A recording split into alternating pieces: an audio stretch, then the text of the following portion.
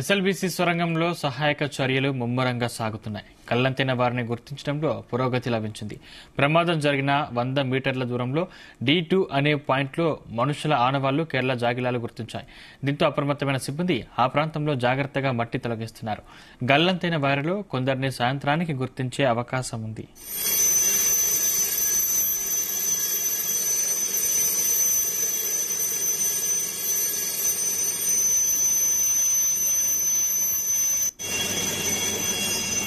SLBC సొరంగం తవ్వకాల్లో ప్రమాదం చోటు చేసుకుని 8 మంది కూరుకుపోయారు. ఈ ఘటనలో రాత్రి ఓ వ్యక్తికి చెందిన ఆనవాళ్లు లభించాయి. సొరంగంలో కూరుకుపోయిన వారి ఆచూకీ కోసం 15 రోజులుగా వివిధ ఏజెన్సీలకు చెందిన కార్మికులు పనిచేస్తున్నారు.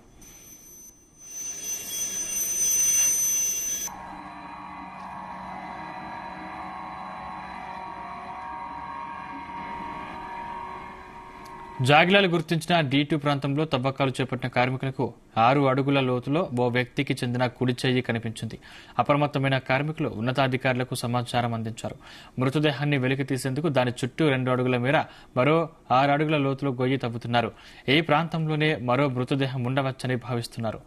ఇదాంశానికి సంబంధించిన మరిన్ని పూర్తి డీటెయిల్స్ మా ప్రతినిధి జానయ్య అందిస్తారు. జానయ్య, సందీప్, ఎస్ఎల్బీసీ టన్నెల్లో జరిగినటువంటి ప్రమాదంలో చిక్కున్నటువంటి 8 మందిలో ఒకటి మృతదేహాన్ని గుర్తించినట్టుగా కూడా తెలుస్తోంది. మరి కొద్దిసేపట్లో కూడా ఆ మృతదేహాన్ని బయటికి తీసుకొచ్చే అవకాశం ఉంది. అధికారికంగా కూడా ప్రకటించే అవకాశం. అయితే దాదాపుగా ఈ ప్రమాదం జరిగి ఈ రోజుకి 16 రోజుకు చేరుకోవడం జరిగింది. ఈ 16 రోజులుగా కూడా అన్ని అత్యాధునిక టెక్నాలజీ వినియోగించుకుంటూ సహాయక చర్యలు నిర్వహిస్తున్నారు.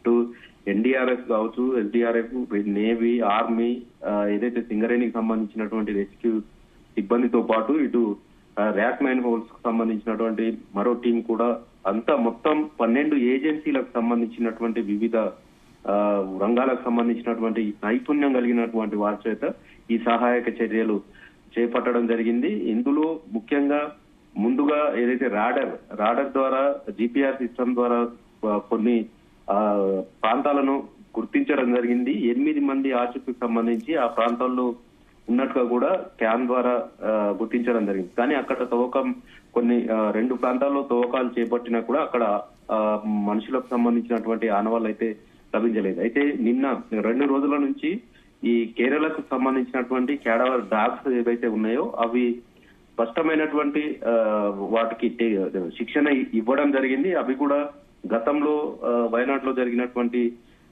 శిథిలాల కింద ఉన్నటువంటి బాధితుల్ని కానీ మృతదేహాలను కానీ గుర్తించడం జరిగింది. అదే విధంగా ఈ టన్నెల్ కు సంబంధించినటువంటి ప్రమాదంలో కూడా ఈ జాగిలాలు ఏవైతే క్యాడవర్ డాగ్స్ 2 ఏవైతే ఉన్నాయో అవి నిన్న రెండు ప్రాంతాలను కూడా గుర్తించడం జరిగింది. ఆ 2 ప్రాంతాల్లో ఒక ప్రాంతంలో తవ్వకాలు చేపట్టడం జరిగింది. ఆ తవ్వకాల్లో ఈ రోజు ఏదైతే అందులో చిక్కున్నటువంటి ఒక వ్యక్తికి సంబంధించినటువంటి చేయి బయటికి కనబడడం తోటి దానికి సంబంధించి ఏదైతే ఆ మృతదేహం పైన టీబీఎం మిషన్ కింద ఈ మృతదేహం ఉన్నట్లుగా కూడా గుర్తించడం జరిగింది. చేయి భాగం కనపడడం తోటి దానికి ఈ మిషన్ పీబీఎం మిషన్ ఏదైతే దాని కింద ఉన్నారో ముందుగా పీబీఎం మిషన్ కి సంబంధించి ప్లాస్మా కట్టర్ల ద్వారా దాన్ని విడగొట్టే ప్రయత్నం చేస్తున్నారు. దీంతో పాటు ఏదైతే ఈ మృతదేహం గుర్తించిన చోటు D2 అనే ప్రాంతంలో గుర్తించడం జరిగింది.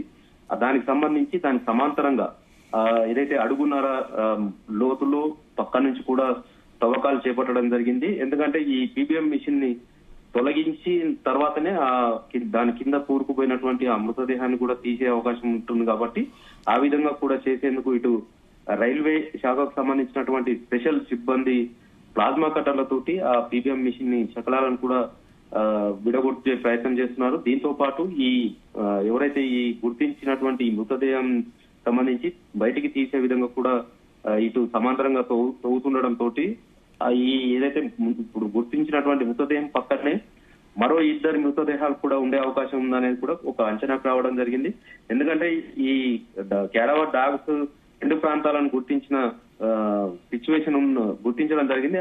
అక్కడే ఈ తవ్వకాలు చేపడుతున్నారు. కాబట్టి ప్రస్తుతం ఒక మృతదేహం గుర్తించిన నేపథ్యంలో ఈ క్యాడవర్ డాగ్స్ గుర్తించిన ప్లేసుల్లోనే ఈ మృతదేహాలు ఉండే అవకాశం ఉన్నదని కూడా ఆ నిపుణులు చెప్పడం ఈ సహాయక చర్యల్లో పాల్గొంటున్నటువంటి రెస్క్యూ ఆపరేషన్ లో పాల్గొంటున్నటువంటి సిబ్బంది కూడా అక్కడ తవ్వకాలు చేపడుతున్నారు. అయితే ముఖ్యంగా ఇక్కడ పీబీఎం మిషన్ కింద గుర్తించినటువంటి ఆ మృతదేహానికి సంబంధించి కుడి చేతిని గుర్తించారు. ఆ కుడి చేతికి సంబంధించి ఏదైతే కడియం, ఆ చేతికి ఒక కడియం ఉన్నట్టుగా కూడా గుర్తించారు.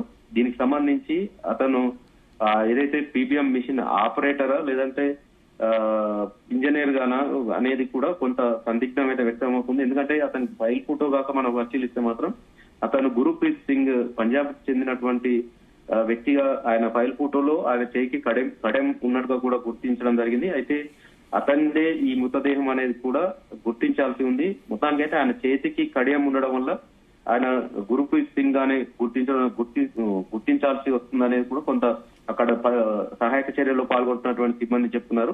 అయితే ఆయనతో పాటు ఒకవేళ ఆయనతో పాటు ఉన్న వారు కూడా ఆయన సమీపంలోనే ఉండే అవకాశం ఉన్న నేపథ్యంలో ముఖ్యంగా ఈ పీబీఎం మిషన్ ని శకలాలను తొలగిస్తే కొంత వేగంగా ఈ సహాయక చర్యలు కొనసాగే అవకాశం ఉంది. అయితే మరోవైపు ఇదే క్యాడవర్ డాగ్స్, కేరళకు సంబంధించినటువంటి క్యాడవర్ డాగ్స్ ని కూడా మళ్ళీ కొద్దిసేపటి క్రితమే టనల్లోకి తీసుకెళ్లడం జరిగింది.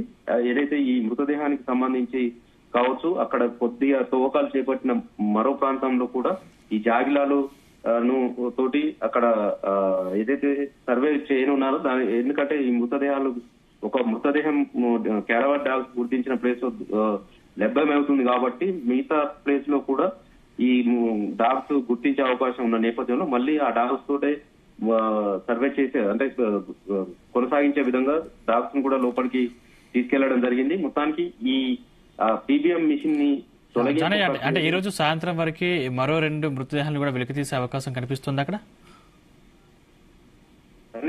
ఏదైతే ఈ క్యాడవర్ డాగ్స్ గుర్తించినటువంటి 2 ప్లేసుల్లో మొదటగా ఈ పీబీఎం మిషన్ కింది భాగంలో చిక్కున్నటువంటి ఈ మృతదేహాన్ని ప్రస్తుతం అయితే గుర్తించడం జరిగింది. అయితే దాని చుట్టూ కొంత అడుగున్నర మేర 2 మీటర్ల మేర కూడా తవ్వకాలు చేపడుతున్నారు.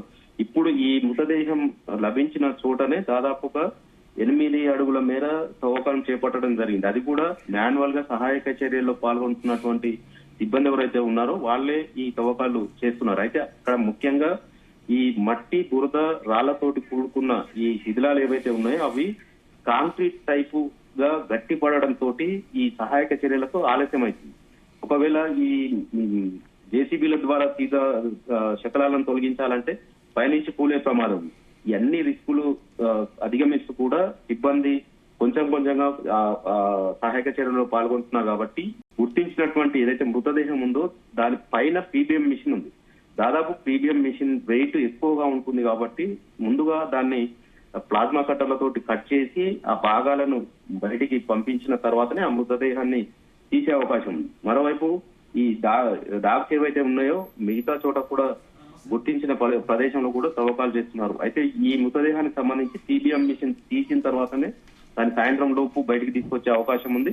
ఎందుకంటే ఆల్రెడీ ఒక చేయి భాగం బయటికి కనపడుతుంది కాబట్టి దాని చుట్టూ కూడా తవ్వకాలు చేస్తున్నారు కాబట్టి పీబీఎం మిషన్ కటింగ్ కూడా ప్లాస్మా కట్టాలతో చేస్తున్నారు కాబట్టి వేగంగా పనులైతే కొనసాగుతున్నాయి. సాయంత్రం వరకు ముందుగా ఈ డెడ్ బాడీ ఒకటి అయితే గుర్తించిన నేపథ్యంలో దాన్ని బయటికి తీసుకొచ్చే అవకాశం ఉంది. ఒకవేళ అది గురుప్రీత్ సింగ్ దేనా లేదంటే మరో వ్యక్తిదా అనేది మాత్రం గుర్తించాల్సి ఉంది. దాన్ని అధికారికంగా అధికారులు అక్కడ పర్యవేక్షిస్తున్నటువంటి అధికారులు ప్రకటిస్తే తప్ప ఆ మృతదేహం ఎవరిది అనేది మాత్రం నిర్ధారణ కావాల్సి ఉంది. మొత్తానికి సాయంత్రం లోపు ఈ డెడ్ బాడీని బయటికి తీసుకొచ్చే అవకాశం అయితే కనపడుతుంది. Thank you Janaiah.